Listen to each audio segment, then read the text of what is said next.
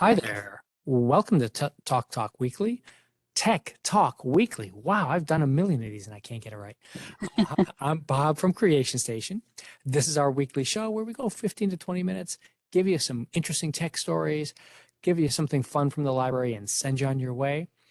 As always, if there's a story you'd like to see us cover, Creation Station at Broward.org comes right to me and we could take care of that for you. Today, I've got Carolyn Stiles. How are you doing, Carolyn? I'm great. Thanks for having me. I'm excited to be here. It is going to be fun. You're out at the Sunrise Library.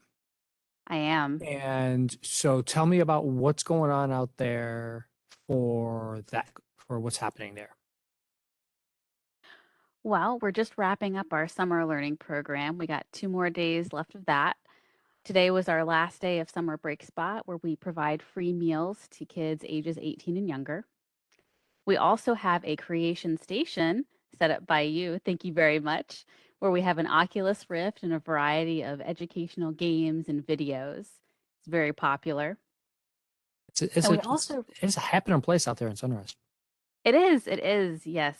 We have a great location. We're like a central hub of community service buildings surrounded by suburbs, and we have four major bus routes that travel through us. So we sell quite a bit of And that is one of the key things. Yeah, we don't mention that enough, I think. Every single one of our libraries is on at least one or two bus routes so that you can get right. here. You don't need a car. You don't need to spend the gas. Take your bike, walk, take a bus, come on over and see us at the library, folks. Let's get you on to some of these news stories for the day because there's some weird ones, or maybe not so weird, but just different this week. How's that? Including dead fish. So, okay, there's a real story here, and that is that scientists really don't have definitive proof of how things become fossils. We know it happens through time. We know it happens with how the different parts of your body, a body, not your body necessarily. We don't all get to become fossils. Only certain things become fossils. And so this article starts digging into really in depth where they practiced making a fossil and figuring out what parts of a fish could or couldn't become a fossil. What do you think, Carol? Really neat stuff. It does make sense though, in terms of what can become a fossil. I'm gonna kind of jump to the very Yeah, end. go for it. Yeah. They were saying that some of the key ingredients to create fossilization are phosphates, which are in our bones, and collagen, which is, I think, in our muscles. And so they were talking earlier about how those are often what gets left behind, and it makes sense. And collagen is what's in your fingernails and birds' feathers, etc., and stuff like that. So that's Yes. where we get, why we can capture some feathers, but we can't capture others because it's not part of that. Yeah, and it's all this really cool, fun science stuff that's behind it. Bob, I really liked the graphics that they had in here, how they showed exactly how they put the pH probe into the fish. Yep. Yep. I mean, it's an interesting part to like to show the real science. Like, here's what we have to do. And yeah, and it's I love the part about no, we had to put this in a blackout fume hood because the stench got so bad in the Right. lab. Like, yeah, I would have thought that, yeah, storing a rotting fish for 70 days in your lab is probably not going to lead to happy work conditions for most people there. But it's interesting, as always, all the show notes will be there for you after. But it's interesting to see, like in this example here, where the actual um, fossil is created, and now they can figure out exactly where these parts of the fish were and how it got created and how it got built up, so they can get a better feel for what's possible in the future for where we might be forming fossils right now on the planet, because they are forming. It's just we won't know about it for 100 million years, 70 million years, or well. So it's going to be a long time before somebody comes back to prove these things right or wrong. You think? You think it's going to be working? You know what? We find something else out every day. I'm hopeful we'll find out more. I mean, it's just so interesting. I mean, if we could prove definitively whether or not dinosaurs had feathers, I mean, that would be really cool. And You know, that, everything we learn, it just takes us one step closer to our past and our yeah, history. that is one of those mysteries that I'm not quite certain we're ever going to be able to solve. But um, One can hope. yeah. But speaking of the whole DNA and creating dinosaurs and all this idea, always looking at trying to expand storage. Everybody in your house, your phone, your computer, we do you remember floppy disks, Carol? I do. Yep. I used to have a couple games on the floppy disk. Okay, okay, okay. Yeah, I actually had 5-inch floppy disks at one point, and I hope a bunch of us at least understand what 3-inch floppies are, the little save icons.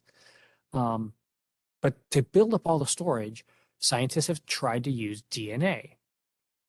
Obviously, there's a lot of information already stored in our DNA, and this is not something where they're taking out your DNA and replacing it or anything like that. They're creating DNA and using those sequences just like bits and bytes, the on, off, the zeros and ones, except that with DNA, you get at least 4 pieces that you can turn on and off to create that information, which is pretty darn cool. Yeah, and I was curious as to how they decided what was going to mean what. Yeah. Someone had to come up with Morse code.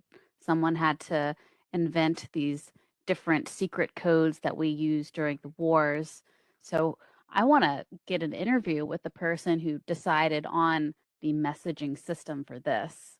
Yeah, because Um, yeah, that whole encrypting type idea of can you put something in that will work?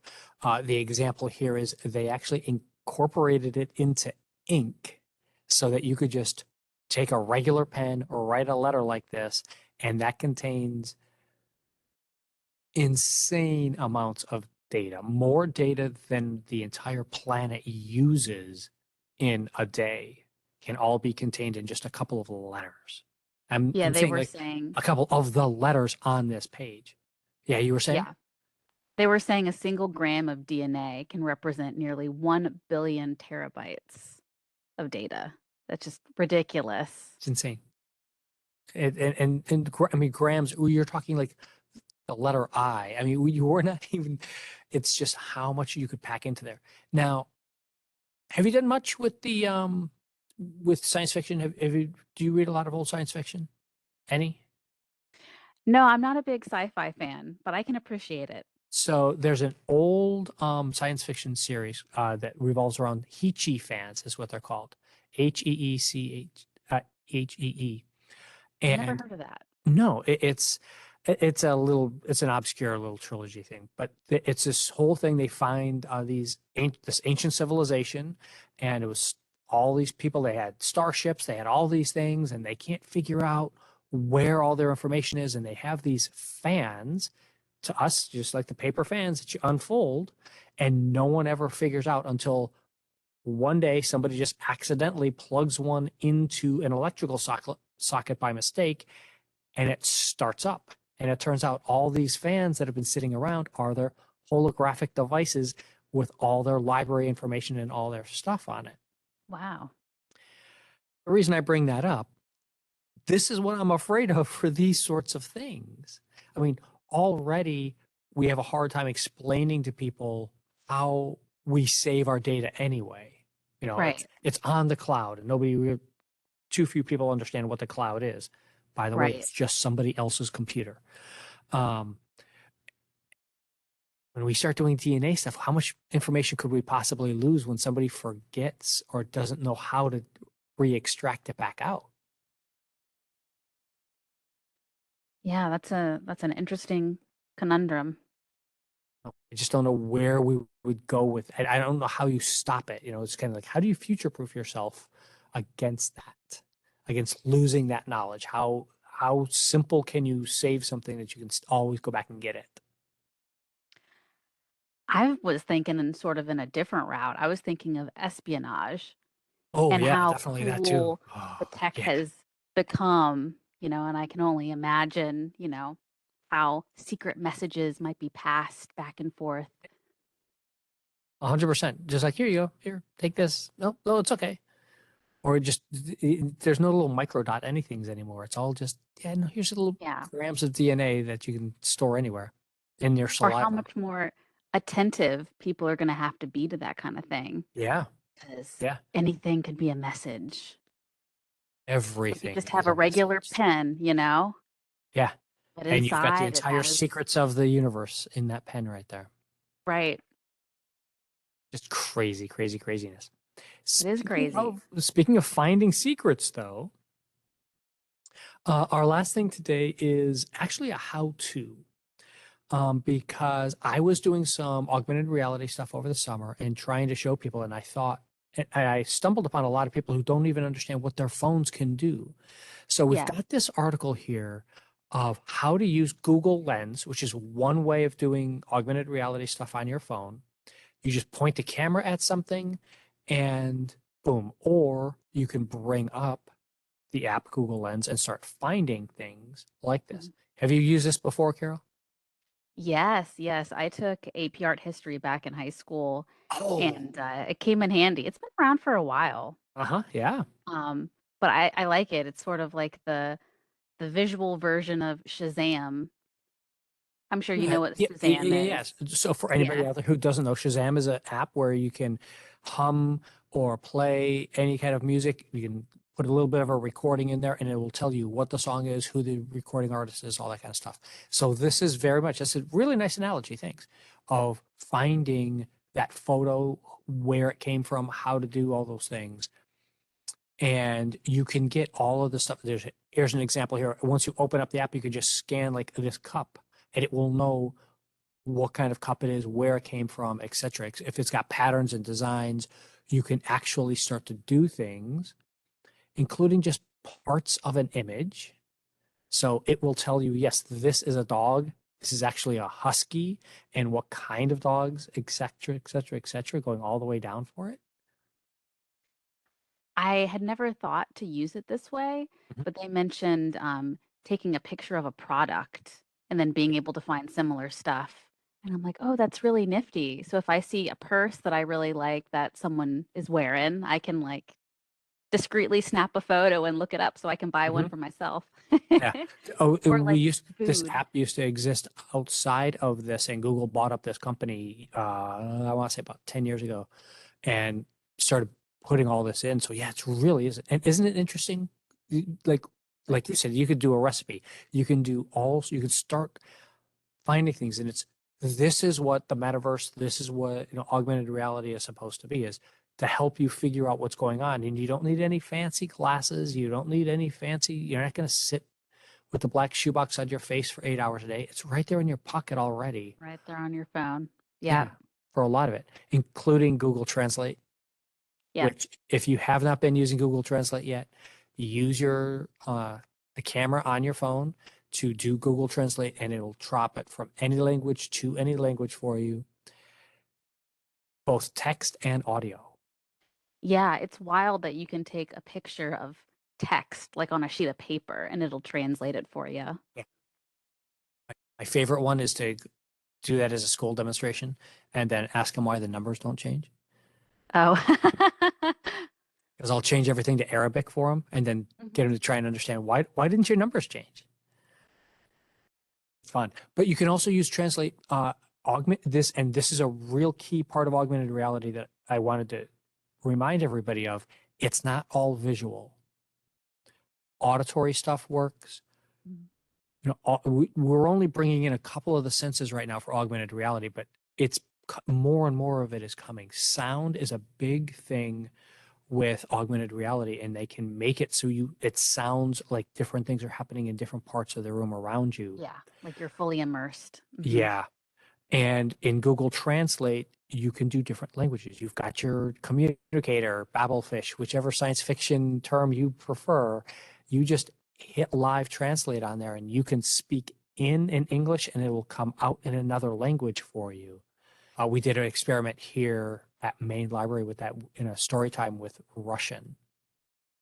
Oh, We had a Spanish speaker doing a story time, and it comes out in Russian. So English kids, Spanish kids, and Russian kids were all listening to the same story in their own language at the same time. It that's was really awesome. cool. Yeah, it was really, really fun. This was really, really cool. Thank you so much for being here, Carol. I know you've got an event. Let me give you back control over here so you can share because you've got a really cool event coming up there out at Sunrise. Tell Yeah, us about it. What's going absolutely. on? All right. So this Saturday, I'm actually representing Broward County Libraries at the Sunrise Comic Con. Oh, doesn't have your Oops. picture up. There you go. There we go. There we go. Yes. So here's a flyer I was sent. And it's going to be a mix of anime and manga, comic books, and tabletop games.